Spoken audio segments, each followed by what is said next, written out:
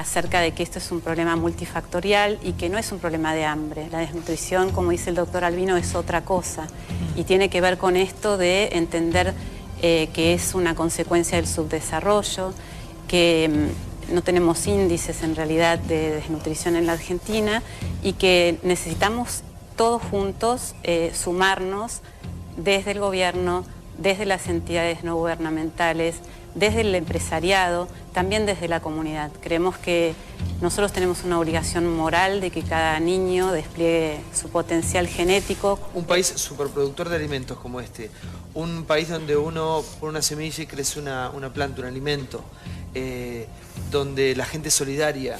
¿Por qué siguen muriendo chicos hasta el día de hoy por desnutrición? Porque tiene que ver también con una cuestión familiar.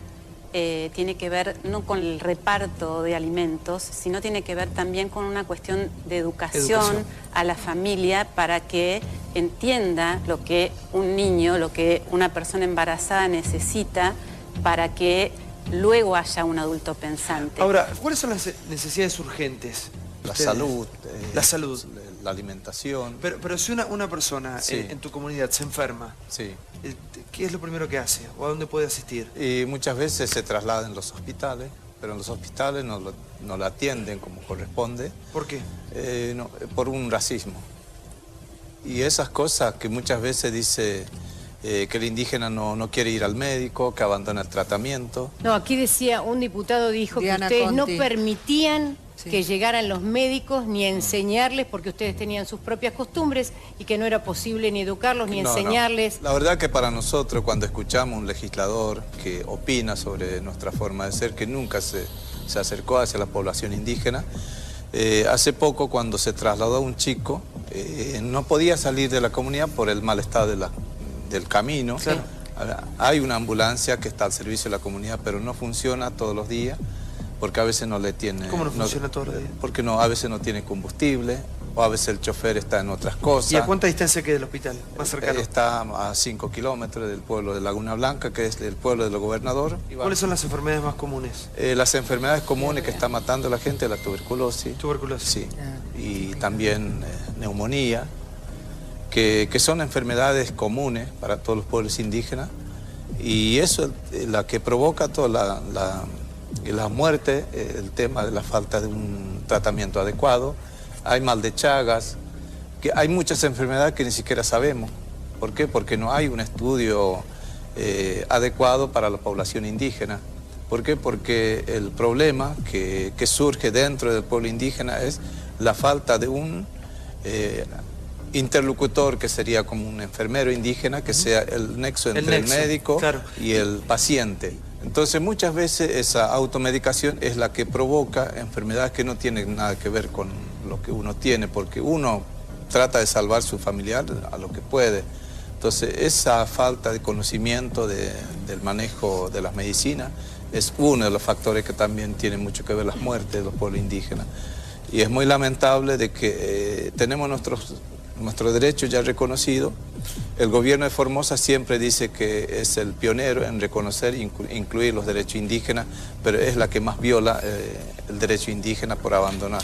Si son varios los elementos que se deben ofrecer, la alimentación, no basta repartir bolsones de comida, la educación es fundamental, combatir el analfabetismo. Por otro lado, la estimulación temprana para los niños. Por otro lado, los elementos básicos, agua potable, cloacas. También otra de las cosas que se decían, la alimentación tiene que ser integral, la educación alimentaria, por ejemplo. Padre, no hay corrupción, porque yo me niego a pensar que si tenemos los recursos seamos tan inútiles y hablar de una logística. Yo creo que hay corrupción, porque ha caído dinero. Y no puede haber gente que no tenga cloacas, que no tenga ambulancia, que el señor de la ambulancia esté haciendo otra cosa, que no tenga medicamentos. Hay corrupción en todo. Pero que no es la situación que en algunos medios intentan plantear y a través suyo tal vez como la imagen de la oposición que era lo que usted terminó aclarando como abriendo el paraguas. Digo, decir que él está planteando No, estoy diciendo cuál es la realidad. ¿Cómo es? Usted primero con dos cosas abrió, diciendo que querían una representación independiente, que se elija las autoridades y demás, y después que lo acusaban de opositor. Digo, ¿están todos de acuerdo o hay una división y hay gente que está con usted, que no está con usted, hay gente que opina diferente? Bueno, para aclarar todas estas cosas. A mí me han elegido en el año 2011. Entonces el gobierno nacional, a través del Ministerio del Interior, convoca a una elección para poder dirimir esa cuestión de la representación. La comunidad misma me eligió a mí para representar la comunidad La Primavera. Esto con la propuesta del gobierno nacional de poder articular con el Estado Nacional a través del Instituto Nacional de Asuntos Indígenas, de la cual nos entregaron la organización que se llama el RENACI, Registro Nacional de Comunidades Indígenas. Entonces, esa organización es la que yo represento y hemos ganado en la elección. El gobierno de la provincia puso recursos a Cristino Sanabria, a Oscar Camachi, a todos los punteros políticos. Entonces, ¿por qué nos quejamos? Es porque lo que nosotros logramos en la lucha le dan a los punteros políticos del gobierno. Le dan 5 viviendas, a un puntero político, a una camioneta, un sueldo. Hasta los pastores le está comprando el gobernador. Entonces, todos los que están con el gobierno reciben mínimamente las cosas.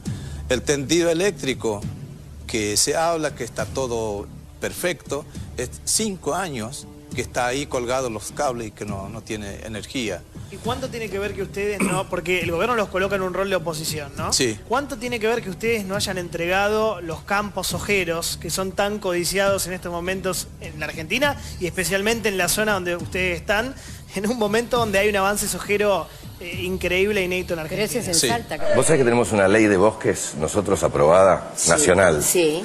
Bueno, esa ley no se está cumpliendo, sobre todo en este momento en Salta. No se está cumpliendo. Es raro. Entonces, ¿me permitís Lo pasó lo mismo en el Chaco.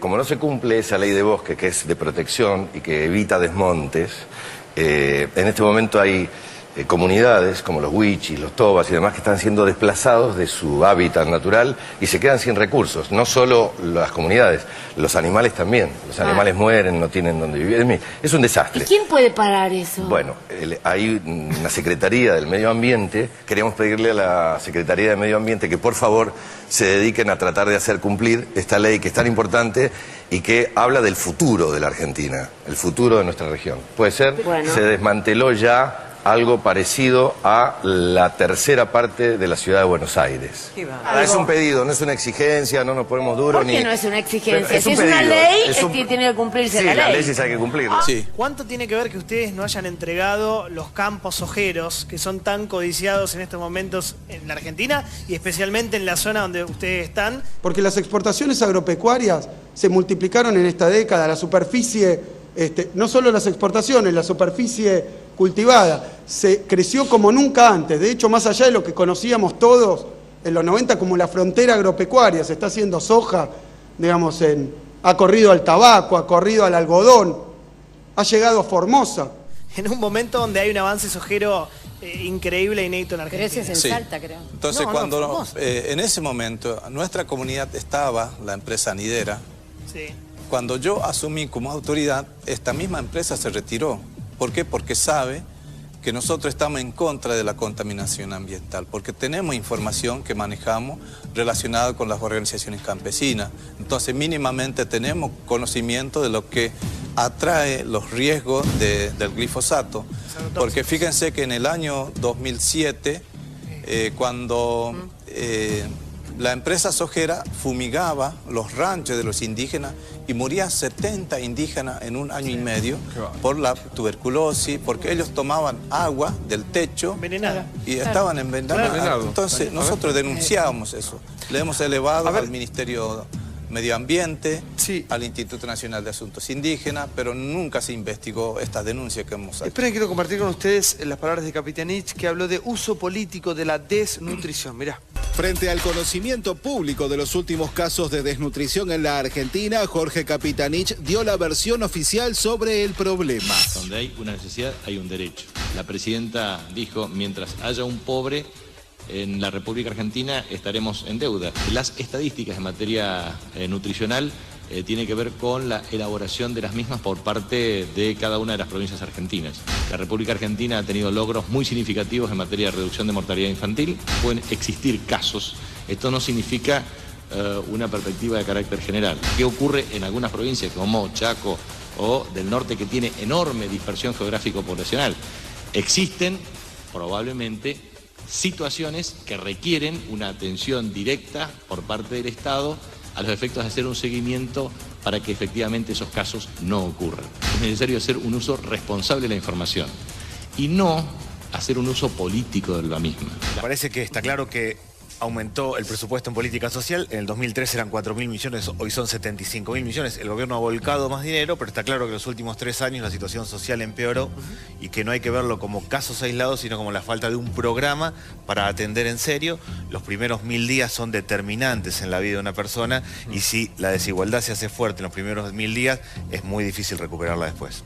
Félix, llamó Juan Carr, que se quiere poner en contacto con vos para sumarse a tu campaña, a tu lucha y empezar una campaña mañana mismo. Bueno. Así que ahora vas a entablar contacto con una persona de bien, un tipo que hace mucho por esto con Juan Carr. La verdad que para nosotros me gustaría dirigir a las autoridades nacionales que no nos dividan. ¿Por qué pido esto? Es porque la provincia formó una asociación civil que va en contra del RENACI. Nosotros lo que estamos reclamando es la unidad de los pueblos indígenas y también unir la lucha de los argentinos. No queremos que nos dividan, nos partan a través de ideología política. Nosotros somos seres humanos que queremos también vivir dignamente.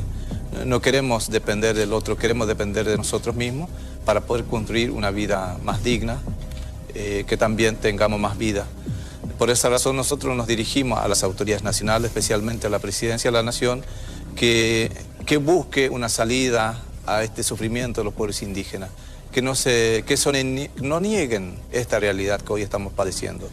Yo estoy muy preocupado porque sigo expectante de lo que está pasando en Formosa, en mi comunidad, y hay otras comunidades que están sufriendo esta carencia de agua, carencia de salud, carencia de muchísimos recursos, que no pueden decir esto porque no hay manera de salir en su territorio. Y se está muriendo gente que realmente son seres humanos que necesitan vivir. Por esa razón pido a la ciudadanía que nos acompañe, que las autoridades no deleguen esa responsabilidad a otras personas, que actúe y que cumpla su obligación de garantizar la vida de los pueblos indígenas y a todos los argentinos. Y un niño muerto no merece ningún tipo de vinculación con ninguna ideología política o ningún oportunismo político, creo que fueron las declaraciones de Capitanich. Son cosas que hay que mejorar, como decíamos, es una deuda de todos los gobiernos que han pasado, ¿no? Esperemos solucione pronto. Muchas gracias por venir a los tres. Está haciendo soja, digamos, ha corrido al tabaco, ha corrido al algodón, ha llegado a Formosa.